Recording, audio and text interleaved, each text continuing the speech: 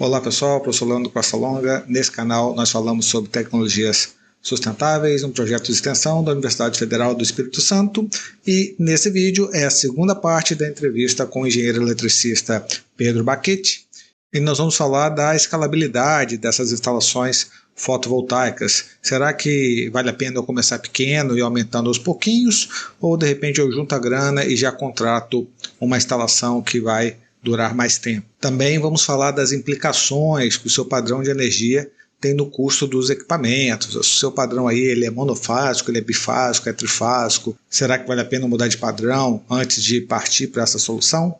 No vídeo passado nós falamos de dinheiro, de quanto você paga hoje na sua conta de energia, e será que esse valor já dá para você pensar numa instalação fotovoltaica? Se você quiser ver o vídeo, está no card aqui em cima, também está na descrição do vídeo. Aproveita e já se inscreve para não perder os próximos. Confere o bate-papo aí depois da vinheta.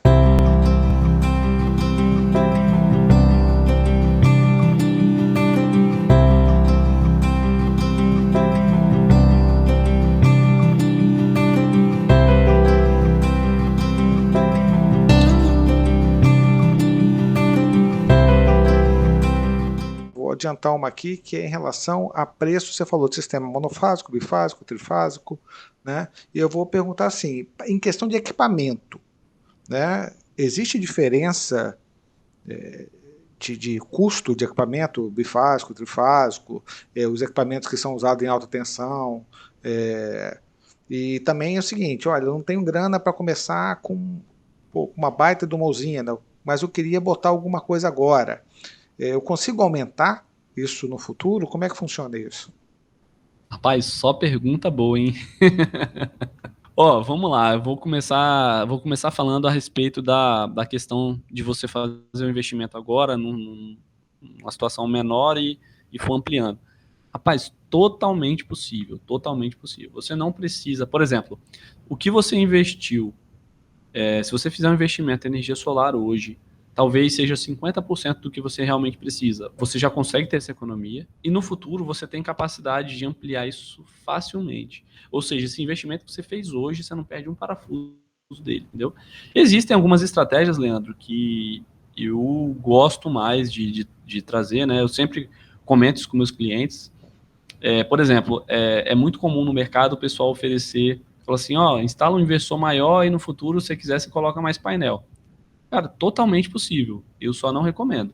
Por que eu não recomendo? Por alguns motivos. Por exemplo, você vai investir num inversor maior e quando você for fazer a aquisição dos painéis, pode ser que não esteja, já não tenha mais no mercado painéis daquela marca, com aquelas características elétricas. Pode ser que seja uma dificuldade. Inclusive, isso é um fato. Tem instalações mais antigas que tinham painéis com a potência, por exemplo, de 250 watt pico.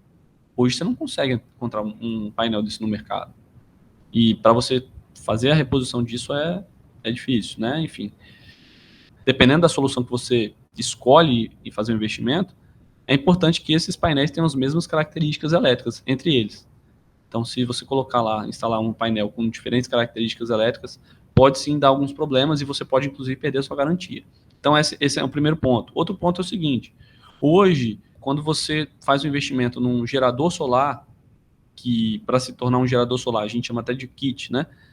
Tem que ter painel e inversor, juntos. Se você compra eles juntos, você tem isenção de IPI e isenção de ICMS. Se você compra separado, você não tem essa isenção, então já ficou mais caro.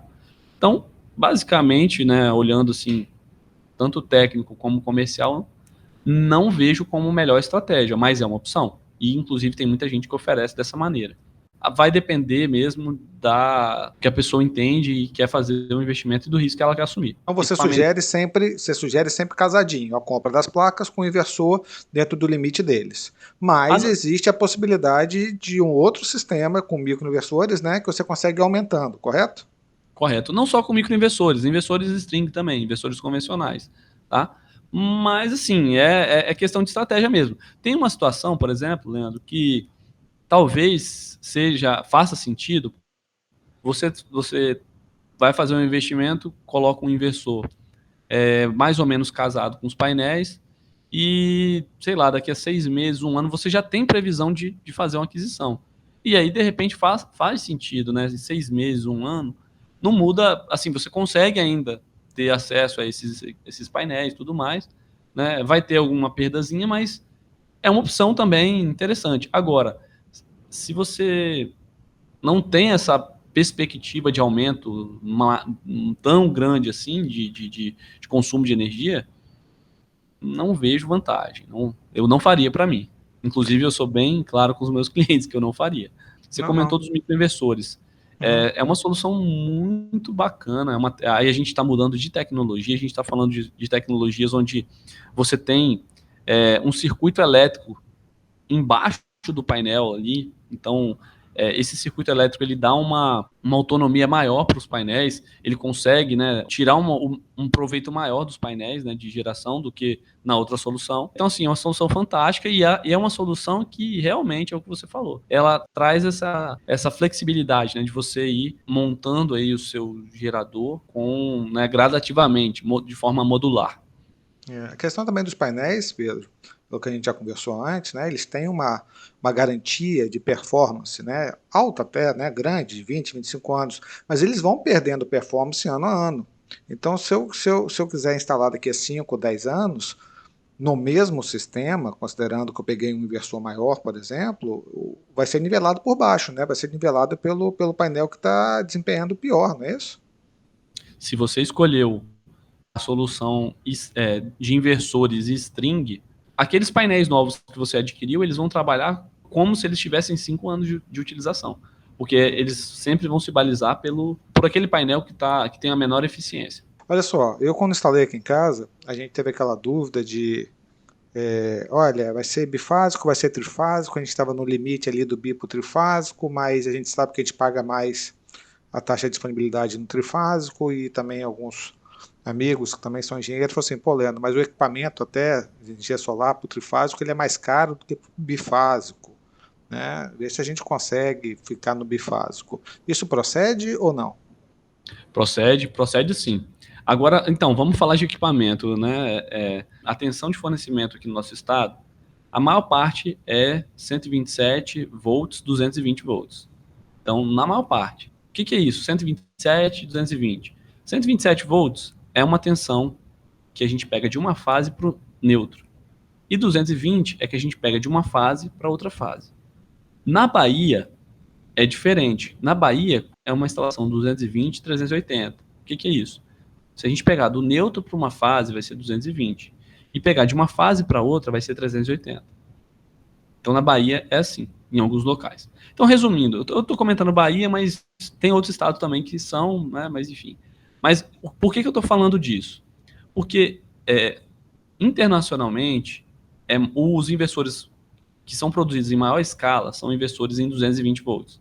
Então, ou seja, os inversores monofásicos que a gente tem aqui disponíveis, assim, na maior parte deles, trabalham no nível de tensão de 220 volts. Aqui no nosso estado, para a gente poder instalar esse inversor, a gente tem duas possibilidades. Ou a gente coloca, no mínimo, uma instalação bifásica, ou a gente coloca um transformador na instalação monofásica. Eu não gosto e nem recomendo instalações de transformadores em nenhuma condição em instalações fotovoltaicas. Pelo seguinte, o transformador é mais um elemento, por mais que ele seja um equipamento elétrico robusto, é um dos mais robustos que a gente tem, né?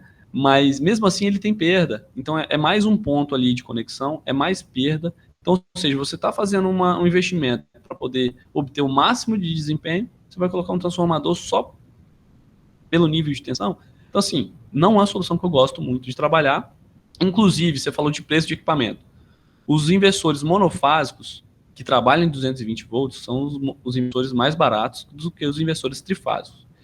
E inversores trifásicos que trabalham em 220 volts são mais caros do que inversores trifásicos que trabalham em 380 volts. Então, ou seja, é mais barato você comprar um inversor trifásico em 380 e colocar um transformador do que comprar um inversor trifásico de 220, que não precisa do transformador. É mais barato. A aquisição. Só que aí, quando a gente conta de viabilidade, essa diferença você tira na operação. Então, ou seja, no início do investimento inicial ali, fica um pouco mais barato. Mas se você considerar aí 20, 30 anos, 40 anos do negócio rodando e funcionando, você vê que se paga essa diferença facilmente. Por esse motivo que eu não gosto. E tem um outro. em inversores que trabalham em 127 volts monofásico. Que eu conheço, talvez, pode ser que até tenha outro, tá, Leandro? Mas os que eu conheço e os que eu trabalho são só os microinversores. Aí, ou seja, o microinversor, ele tem um valor agregado maior do que um inversor string, que é esse inversor convencional. Fazendo um resumo aqui dessa fala, é o seguinte: os inversores monofásicos que trabalham nos 220 volts são mais baratos do que tanto o microinversor quanto os inversores trifásicos.